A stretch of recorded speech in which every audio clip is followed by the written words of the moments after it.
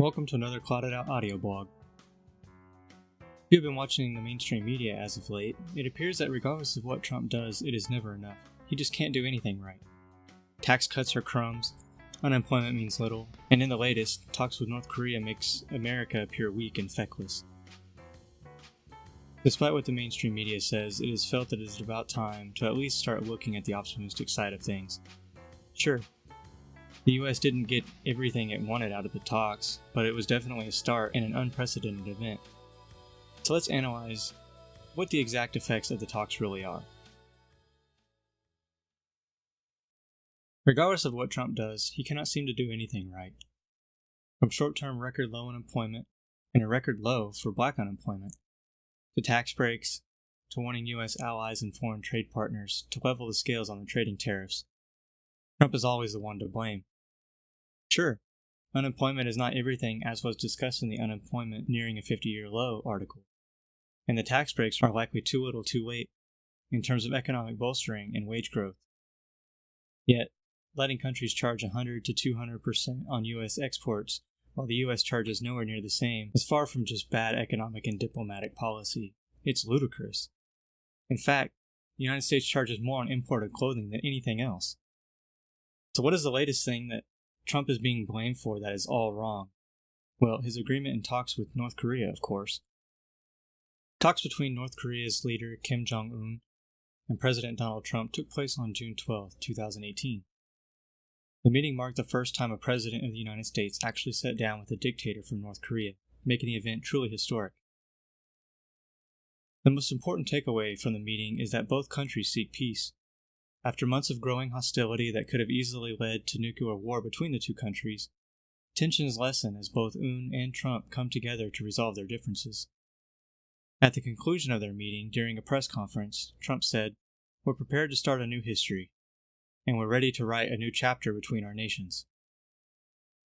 The White House released a statement outlining the details which establish the U.S. DPRK, aka North Korea, relations, which will contribute to the peace and prosperity of the Korean Peninsula and of the world. The joint statement and agreement terms are summed up in 4 brief points.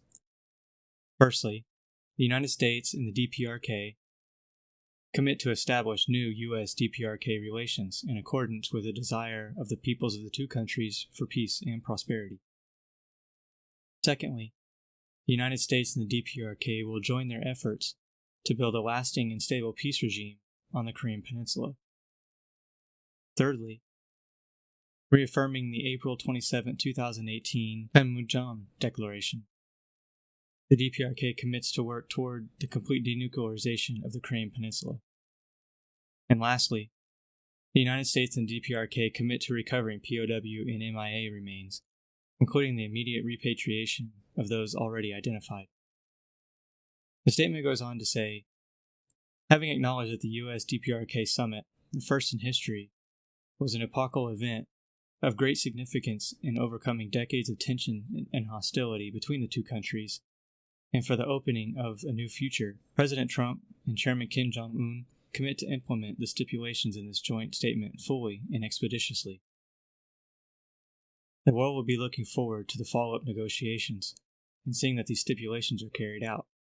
For completeness' sake, what do each of these stipulations indicate? While Vox and CNN recount the stipulations as vague, weak, and giving into appeasement, what would truly make them happy? Not only was this a first in history, not only for the U.S. but for the world, that a meeting with Kim Jong-un was held, but the fact that both sides received something while setting the stage for future discussions is tantalizing. What is not to like? Dinesh D'Souza likened the meeting between Un and Trump to the meeting of Reagan and Gorbachev. History is being made, and Trump simply jumped and seized the moment, instead of leading from behind. So what is meant by the establishment of new U.S. DPRK relations? The United States and North Korea will communicate their needs and desires with each other. This sets the stage for future talks and the establishment of a step-by-step process in which actions can deduce how the situation is developing. As North Koreans perform actions in accordance with stipulations, the United States can monitor, verify, and adjust based on those steps taken. How will the US and DPRK joining forces actually build stability on the Korean Peninsula? As future talks between the United States and Korea are held, each country can give concessions to appease one another. North Korea is intimidated and wants security. They do not want the United States to continue wargaming and enforcing sanctions which suffocate the North Koreans' ability to trade. Furthermore, the United States does not want North Korea to hold nuclear missile technology and other weapons of mass destruction. Many tout that Trump is weak and is appeasing Kim Jong-un, as he stated that the United States would provide security to Un as well as halt wargaming exercises in conjunction with South Korea. While this makes North Korea happy, it is a gesture of good faith and a concession to hopefully motivate and show Kim that the United States is serious and is not bluffing. But why does Kim need security? Trump declared that he was committed to provide security guarantees to Kim Jong-un and North Korea in an effort to thwart any kind of regime change. It has been noted that the Secretary of State Mike Pompeo and National Security Advisor John Bolton are to meet with North Korean officials to work out further details of this arrangement. This again is a sign of good faith that the Americans are not playing games. The United States did not hold this meeting to simply throw out Kim Jong-un and strip the DPRK out from underneath. What does it mean to have no more war games? The United States and South Korea joint exercises are war games, which have been taking place for over 40 years. The Fall Eagle, Team Spirit, and Key Resolve exercises are performed biannually, 2 times a year, as a series of joint and combined ground, air, naval, and special operation field exercises, adding that it was designed in the spirit of the U.S. and South Korean Mutual Defense Treaty of 1953, and each lasts nearly 2 months each. These wargame exercises are the largest and longest war games in the world. Each of these exercises is a costly show of force demonstration to the North Korean leadership. Thousands of U.S. troops, along with machinery, are shipped into South Korea to join the already 28,000 or so troops already there. These troops exercise alongside nearly 290,000 South Korean troops to don chemical gear, execute potential war game scenarios, and polish routines and training. This show of force demonstrates to the North Koreans that the United States and South Koreans take the threat of North Koreans' nuclear and missile capabilities serious and are unperturbed by their presence. Many have claimed that Trump made this decision all in the name of saving money and without actually getting anything in return. For one, the exercises are heavily costly. One can only imagine the cost of importing troops and machinery to constantly operate for 2 months straight, 2 times per year. Furthermore, many military critics yearn for troops to be brought back home and for military to lighten its load, yet when the military decides to do so, they get criticized for it. Keep in mind, not only is this a carrot for the North Korean horse to accept, it again demonstrates that the United States is serious about denuclearization. The caveat is that the exercises are halted. It is not like Trump is bringing home all of the troops from South Korea. This means the wargaming can just as easily continue should North Korea break rank with the United States and step back on the required stipulations. It is far from pulling all of the troops out of an area, leaving a vacuum to be filled, fostering a hotbed of resentment, and leaving allies on the hook akin to Obama's Arab Spring, which created ISIS.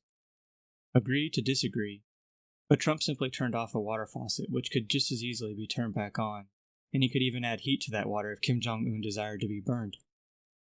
So sure, let some money be saved to help decrease the U.S. $20+ trillion debt and bolster relations with a newfound enemy-turned-friend, while they give up their most prized possession. The denuclearization of the Korean Peninsula is the meat and potatoes of the entire meeting with North Korea. This is what the United States wants more than anything. It's providing security to North Korea and Kim Jong-un, and halting military exercises, with North Korea giving up their most prized and deadliest of possessions for. Absolutely. While the agreement did not spell out exactly when the denuclearization of North Korea would occur, it does indicate that it is on the table and can be had.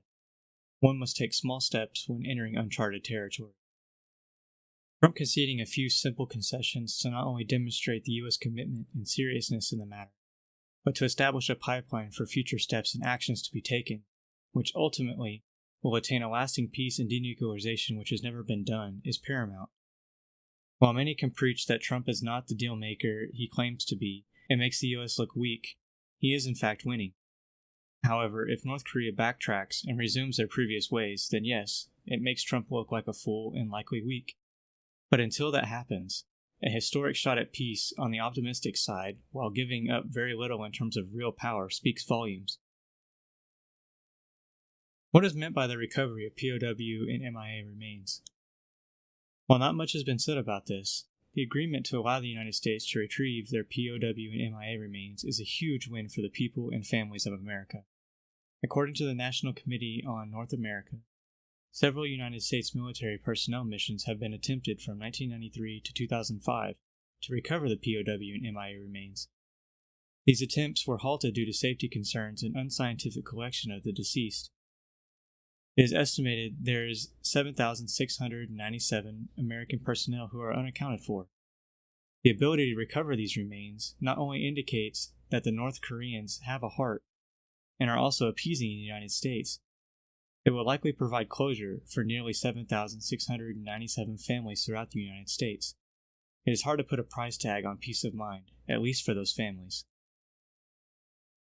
So in conclusion, despite what many pundits and criticizers say about the president, it is hard to argue with what he claimed to be a very successful meeting.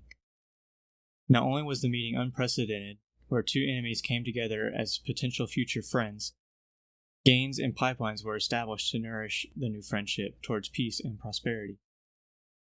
While the United States granted security to the North Koreans, as well as claimed to halt the full-scale wargaming exercises, the United States saved quite a bit of cash, and will likely reclaim many of their fallen, so the families can finally lay them to rest. In weighing the two sides' actions, one could easily conclude that the meeting was not only civil, but fair. Both sides conceded to each other, and a link was created to procure future talks. Checks and balances are being established to ensure both sides adhere to the stipulations agreed upon. As the future is looked to, one can finally hope for peace and prosperity to finally settle over the Korean Peninsula. Love him or hate him, but as of this moment, Trump is breaking barriers, and he is doing it right. Time will only tell if it is truly meant to be, or if it is all in vain. Let's give optimism a shot. But how do you feel about Trump's performance as of late? How do you think things should have panned out as a result of the talks? Does Trump make America look weak? Or do you think it's a decent start towards peace and prosperity with a once enemy? Let us know what you think down in the comments below. Thank you for spending a piece of your day here and joining us for another Clouded Out audio blog. We hope you have a great day. You can read this article, along with many others, as well as see their sources on cloudedout.com. To be notified of our blog posts, you can subscribe on cloudedout.com, or you can follow us on a variety of other social media platforms, such as Facebook, Twitter, Google+, Pinterest, and Minds.com. The links are down below in the video description. If you have any comments about this video, comment below. We'd love to hear what you have to say. If you like this video, give it a thumbs up and share it with your friends. If you would like to be notified when new videos are posted, please subscribe and enable notifications. All of this helps YouTube know that this is quality content that you like and enjoy, and it will recommend videos like these to viewers like you. Stay tuned for the next video, and we look forward to seeing and hearing from you in the future. Thank you for watching, and as always, stay informed.